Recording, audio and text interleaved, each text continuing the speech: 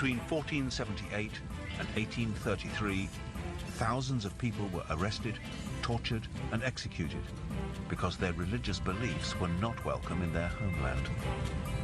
They were victims of the Spanish Inquisition. The Inquisition has cast a long shadow, but it's been so obscured by myth that until now it's been hard to tell the real story of these dark days of the Catholic Church.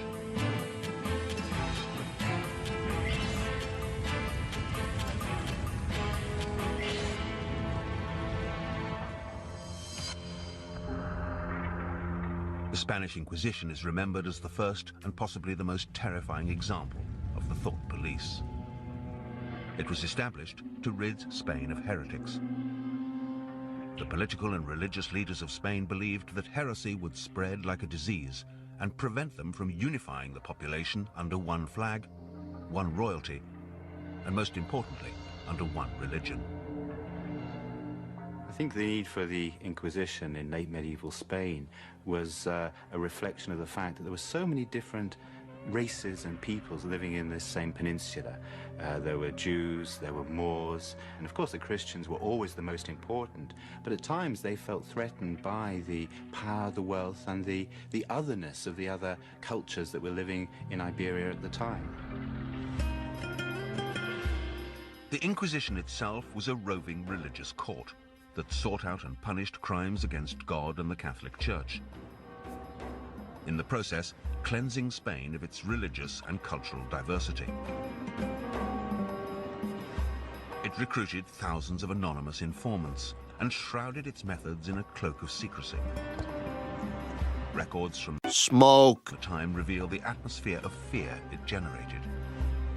Everyone shudders at its very name, as it has supreme authority over property, life, honor, and even the souls of men. Modern academics are re-examining the available evidence and drawing dramatic new conclusions about why the Inquisition began, how it worked, and why it was allowed to last for over 300 years.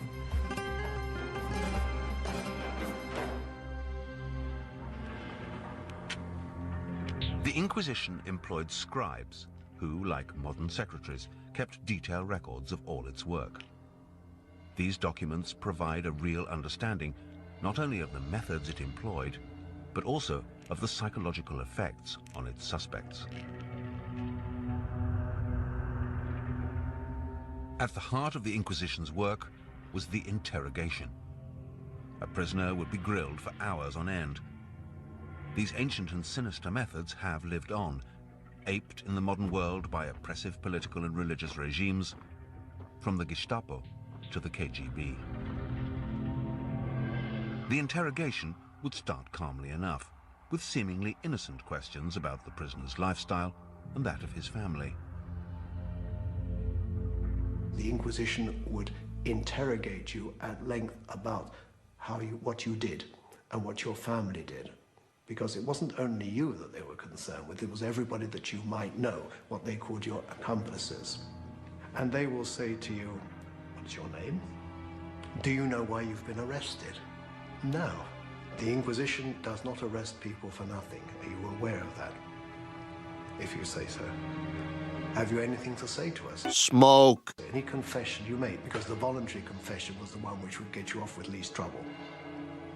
No, I have nothing to say. I don't know why you've arrested me. Go down to the cell and think about it. A prisoner might be locked up in solitary confinement for weeks, even months on end. The jailer his only human contact. But eventually the Inquisitor would call on them to answer more questions and to pressure the prisoner into confession.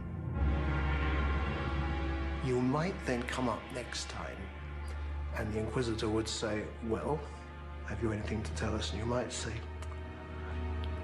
well, you know when so-and-so says that I was there? Well, actually, it was like this, and I can remember now, it's a long time ago. At this point, the prisoner might hope that a small confession would be enough for the Inquisitor to stop the interrogation. On the contrary, the Inquisition picks away at the scab, or if you like, it pulls the string, and in the end, the psychological pressure, the loneliness, the anxiety about your family, the anxiety about yourself, means that in the end you will probably simply be unable to withstand the pressure, and you'll want to confess. The Inquisition did not hurry its justice. Some trials and interrogations lasted years, during which the prisoners languished in jail. But in the eyes of their captors, the prisoners had committed the most vile crime of the medieval world: heresy. It's unfamiliar to us now, but in those days, heresy, to question the word of God as written in the Bible, was a very serious crime, in many ways worse than murder. A murderer could at least be forgiven, and his soul could ascend to heaven. But an unrepentant heretic was on a one-way journey to Smoke. hell. Heresy, believing things that the church said were untrue, heresy imperiled your soul. And there's almost a way of seeing it as analogous to that great fear we have today of cancer.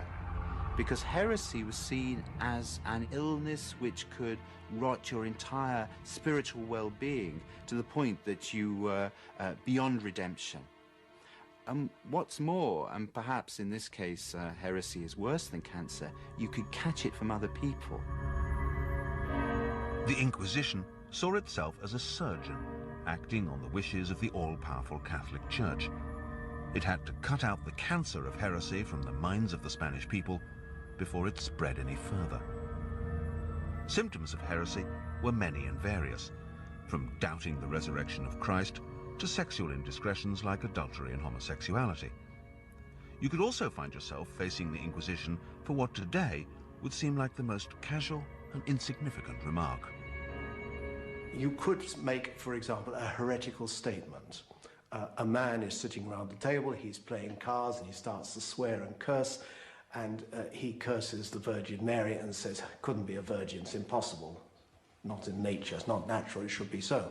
Somebody would report him to the Inquisition would summons him, and he would be asked, what did he mean by that? Not only did the Inquisition take an interest in remarks that questioned Christian beliefs, they also investigated people whose Smoke. morality, particularly sexual morality, veered from Christian teaching. This had a bewildering effect in peasant communities. Other things that they were brought before the Inquisition on was particularly this notion of simple fornication, which was saying that you believed that it was okay for two single people to have sex. Not actually doing it, but saying that you believed that it was okay. Of course, within peasant culture, where premarital and extramarital sex were a regular part of peasant lives, it made absolutely no sense to them that sex between single people would not be all right. But in the eyes of the Inquisition, it made perfect sense. A heresy had been committed. If an interrogation didn't produce an adequate explanation, the Inquisitor might call upon the services of the most feared servant of the Spanish Inquisition, the torturer.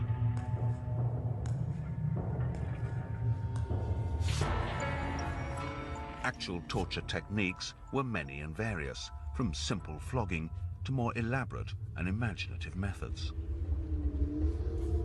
The strapado was a variant on hanging. The victim was first rendered motionless by having their feet and hands bound. With their arms forced behind their backs, they were hoisted off the ground, causing massive Smoke. strain on the shoulders. This pain was intensified by dropping the victim. Stopping the fall just short of the ground would give the victim a huge jolt, dislocating the shoulders with an audible snap.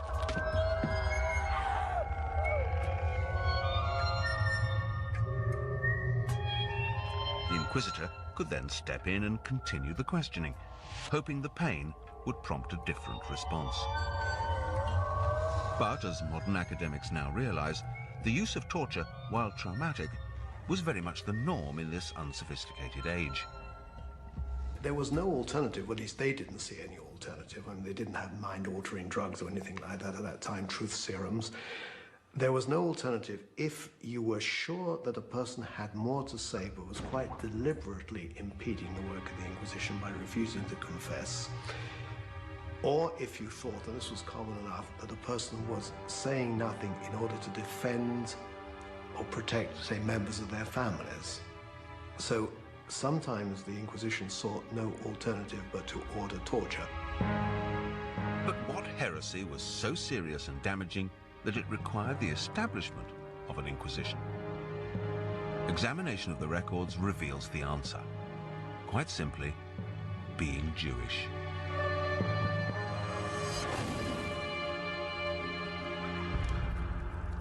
Medieval Europe was not a pleasant place to be Jewish.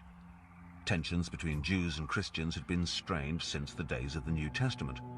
Christian teaching at the time stated that the Jews were responsible for the crucifixion of Christ, and they refused to accept him as the Son of God. Jews were persecuted at various times in many European countries. It wasn't difficult to stir up anti-Jewish feelings in 14th century Christendom. All that was needed was something or someone to ignite the fuse of hatred.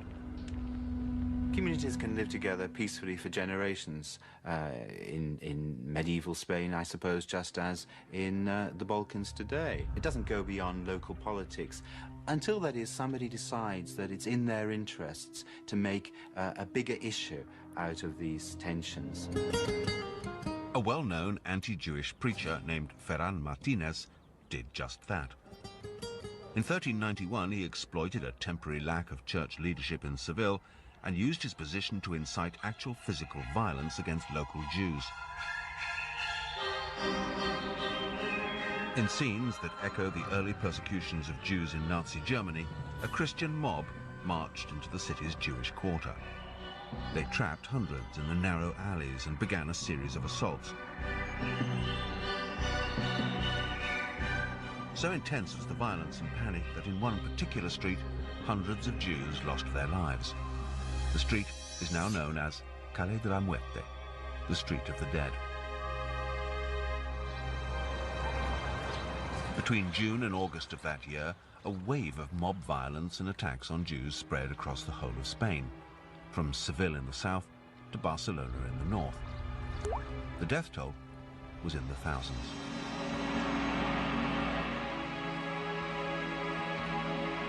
The next 100 years, Spain was full of brooding anti-Semitism. The power and influence of the Catholic Church continued to grow, demanding an unquestioning conformity to the one true faith, Christianity. Under this pressure, over 150,000 Jews fled Spain, but over 250,000 remained. They renounced their religious and cultural heritage and converted to Christianity, at least on the surface. In the small back streets of Cordoba is an abandoned synagogue. This building is extraordinary simply because it still exists. It's one of only 3 medieval synagogues in all of Spain that still stands. Some were converted into churches, but most were destroyed. The new converts, or conversos as they were known, were now able to take up positions in society that had been the exclusive preserve of Christians. Many conversos were more than happy to exploit this benefit of their new religion. There's a very famous case of the rabbi of Burgos converting to Catholicism and becoming the bishop of Burgos. And this has got to raise some eyebrows if you think, how sincere can anyone be, be the rabbi and then turn around and become the bishop? It just doesn't make sense. Some people might be suspicious of it. The rivalry, the animosity, those feelings of, at times, real hatred by the old Christians to the Jewish communities wasn't just about religion. It was also about competition for jobs and for status. Because those areas where Jewish families were allowed to make their living were restricted by the crown. But if they became new Christians, if they became converted members of the mainstream Christian community, what was to stop them moving in and taking the jobs of the old Christians? For a century, resentment and suspicion grew. The Jews who had converted and become successful outside the Jewish community were the most suspect of all in the eyes of the old Christians. The old Christian population believed that these new converts were not true Christians, that their new faith was a sham, that they still practiced Judaism in secret. Not surprisingly, when the Inquisition was created, its first targets were these conversos. The Inquisition was the first formal mechanism to cleanse Spain of false belief. The Inquisition was organized and methodical. It appointed teams known as tribunals and sent them all over Spain to uncover and exterminate heresy. The size of the tribunal varied, but had at its core a Grand Inquisitor, the boss. He was supported by 2 other inquisitors.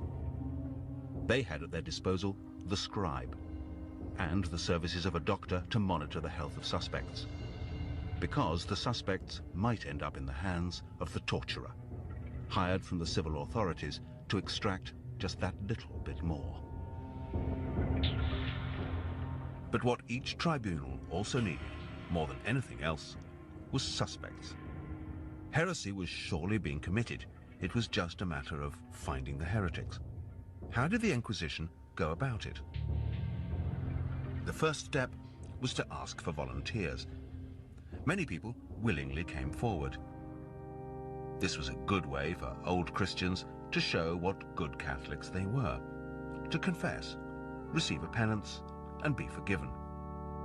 The Inquisition welcomed such confessions, issuing small penances and reconciling the person back into the church.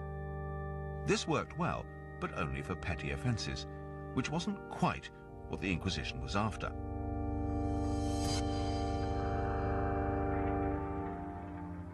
They impressed upon the population that it was their Christian duty to actively assist the Inquisition. In other words, to betray their friends, neighbours, and family.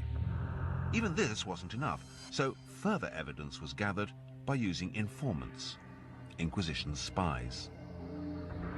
These spies were known as familiares, and they were rewarded for their spying and betrayal with elevated social standing.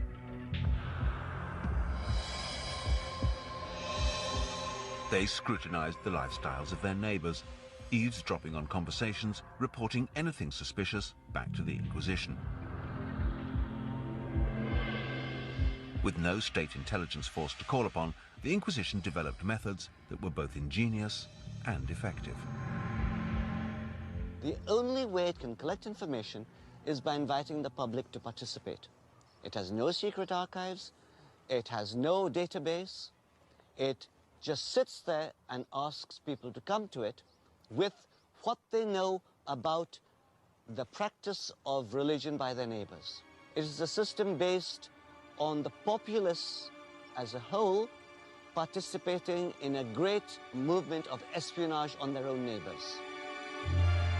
This was one of the darkest aspects of the Spanish Inquisition, and it would invariably lead to a knock on the door under the cover of darkness. You would find that at dead at night, the Inquisition would come, the house would be surrounded, you would be arrested with everybody else in the house, with your wife, with your family. You would then be taken in a closed carriage to the Inquisition prison. Once they had their suspect behind bars, the Inquisition employed procedures that were truly sinister. The Inquisition never let the accused know who was giving the evidence against him. And this is one of the first things which opponents of the Inquisition in the early years of its establishment denounced very, very strongly. They said secret testimony is illegal. And of course it was illegal. It was not allowed by the laws, normal laws of Spain. But the Inquisition said we must have it, because if we do not have it, we cannot proceed adequately. And so here we get the beginning of a chain of injustices which begins the big problem of the Inquisition and its procedures. To give the outward appearance of a justice system, an Inquisition prisoner did have the right to a defense attorney. But mounting any sort of credible defense was almost impossible. The Inquisition not only hid the identity of your accusers, they wouldn't even reveal the nature of the crime you'd been accused of. If you were investigated by the Inquisition, I think a great sense of desperation must have come over you, because you didn't know what you were being accused of. So how could you know how to defend yourself? It must have been an absolutely awful position to be in. So the pressures on an individual when the Inquisition came knocking at the door must have been absolutely unbearable. Isolated, scared, and disorientated, the prisoner would be thrown into jail. It's difficult to imagine the conditions in a medieval prison, but enough written information survives to paint a vivid picture. As one prisoner wrote upon his eventual release, "The cell floor was brick, the walls formed of stone and very thick. The place was very cold in winter and so damp that my clothes were in a state of perpetual moisture. Such was my abode for nearly 3 years." Although there were rules governing the conditions in which prisoners were to be kept, they were not necessarily adhered to. The local inquisitor was required to inspect the prison on a weekly basis, but this assumed he was doing his duty with care and attention, which wasn't always the case.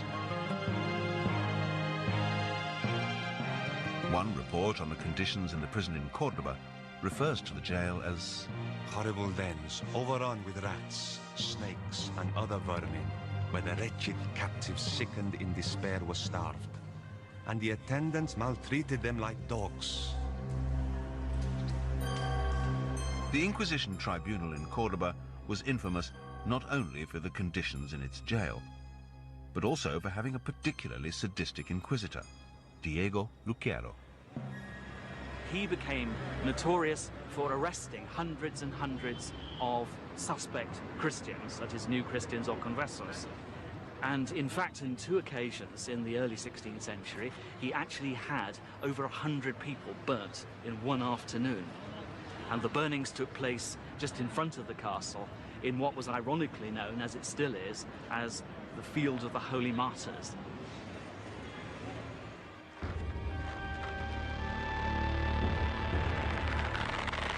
It was all too easy for sadistic inquisitors to indulge their viciousness.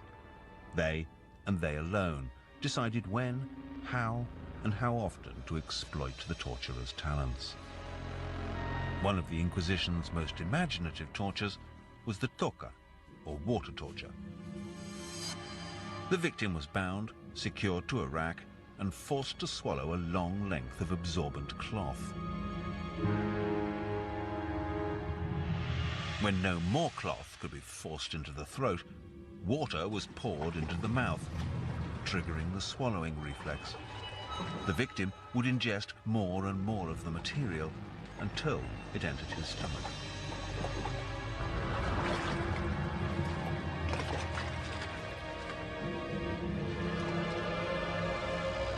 The cloth could then be wrenched out, with agonizing results.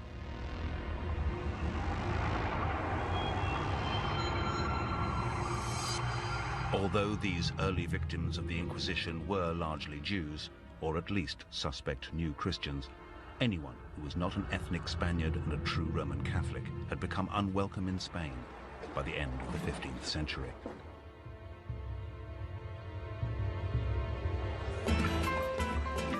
Spain today is a modern, vibrant, cosmopolitan country, secure under its Catholic faith and proud of its royal family. There are only a few visible signs of the Inquisition ever having existed. But 500 years ago, Spain, as we know it today, did not exist. The land was divided into a number of separate kingdoms. In the Plaza de España in Seville, ceramic murals chart the major events that have helped forge modern Spain.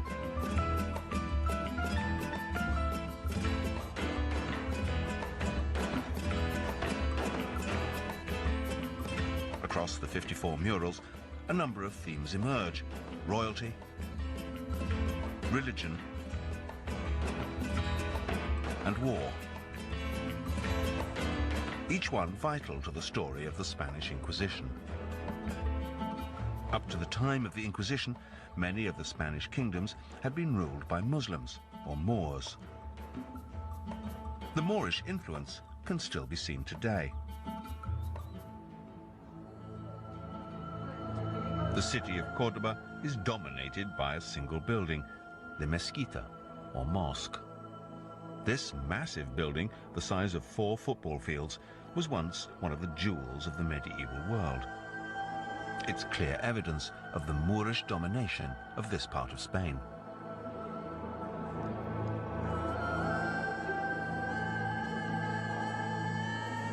But the Christian monarchs of Castile and Aragon wanted to unite Spain under a single government and a single religion, Catholicism. As has happened many times since, wars began in the name of religion. In the ensuing battles, the Moors were driven